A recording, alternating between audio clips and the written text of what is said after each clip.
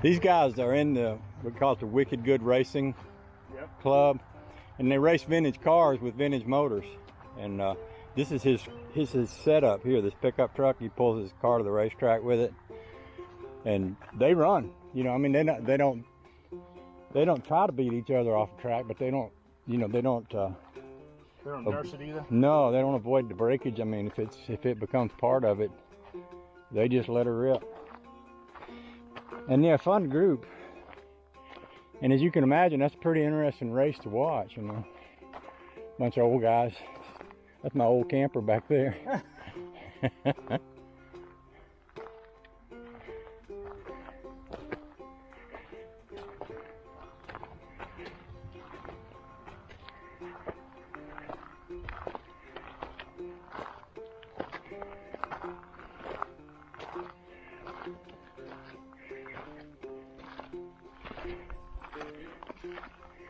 Nice looking grill shell on that. Right there. It is.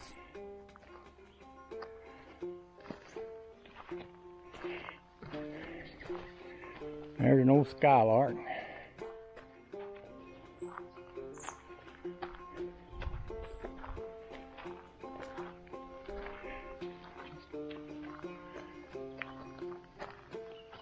The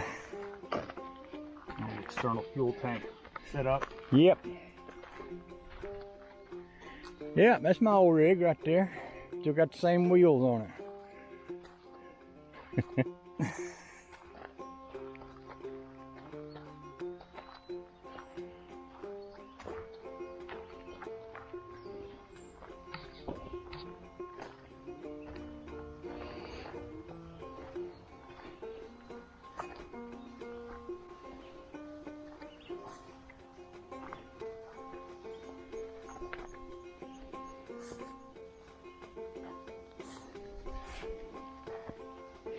I think most of the stuff I wanted to see was already sitting down there in his yard.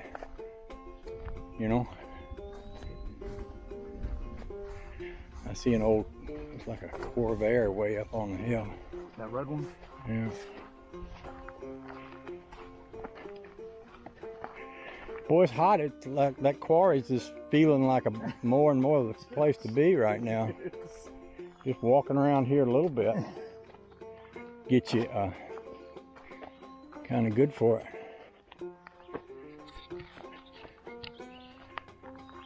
Big old dump truck over there. And some Chevys in the woods. That might be Hudson in the woods.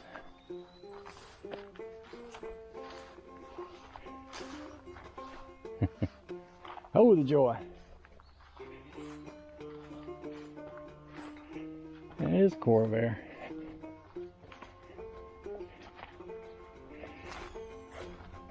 You ever driven a Corvair? Probably. But you don't remember it?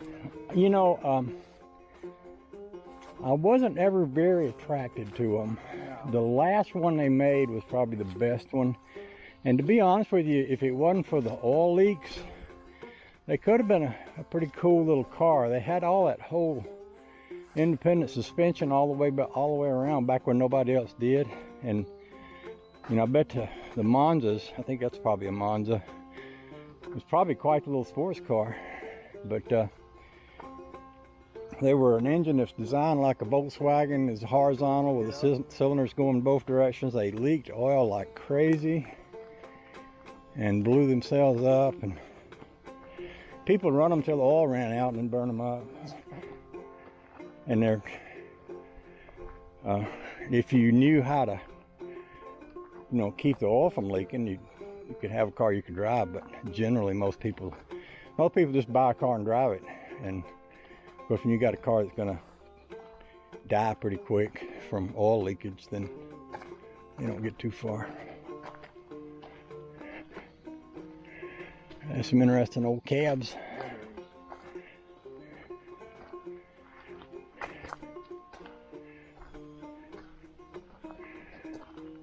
And a Volkswagen. And Studebaker.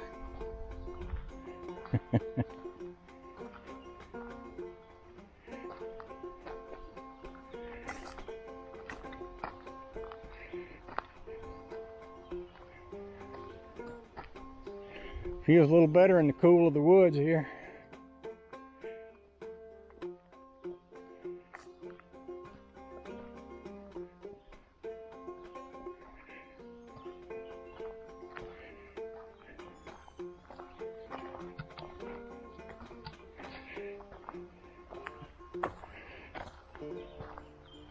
Oh, there's a couple of gas pumps.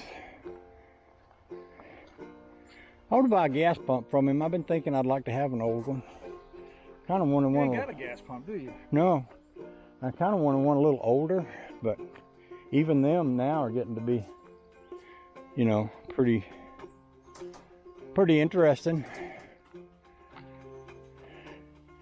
He'd probably sell me one about right, guessing. Oh, I'm sure. Especially where he's trying to liquidate the herd.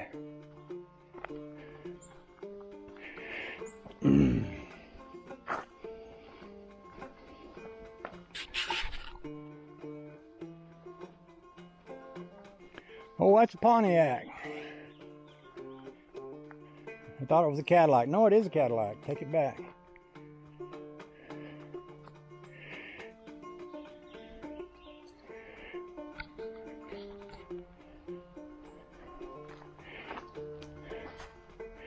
And one of them Jeep pickup trucks, a Jeepster. Let's go down and look at the more interesting stuff down by the road. But mostly because we got them cars from Cutworm out in Arkansas, and he wanted to own a Cutworm car. And he had swapped one to Mr. Heavy Chevy. She swapped one to him for a running Volkswagen, and he swapped that other Crosley to me for a running Volkswagen.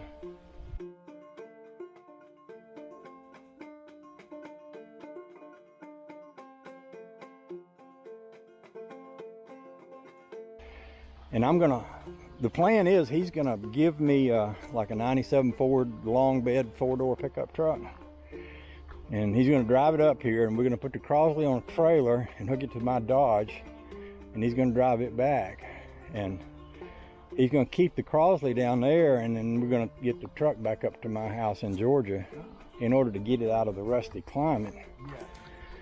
And then they have a Southern Crosley Nationals down there every year in Florida, not far from his house. So the thinking is, well, we'll get that car down there. He'll have one and I'll have one, and we can probably fit both of them on a good sized trailer. And, you know, during the winter, where it's still a little cool in Georgia, we'll run down there and take those two cars and do the Nationals with them.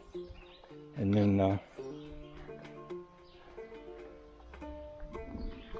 then leave them. He's gonna maybe put up some kind of little shed to keep them in. So, and we'll call it a swap, like I'm swapping that white truck for that Crosley. Yeah. You know, to be honest with you, I don't even know if we'll do paperwork on it. I don't know if it matters who owns what between the two of us.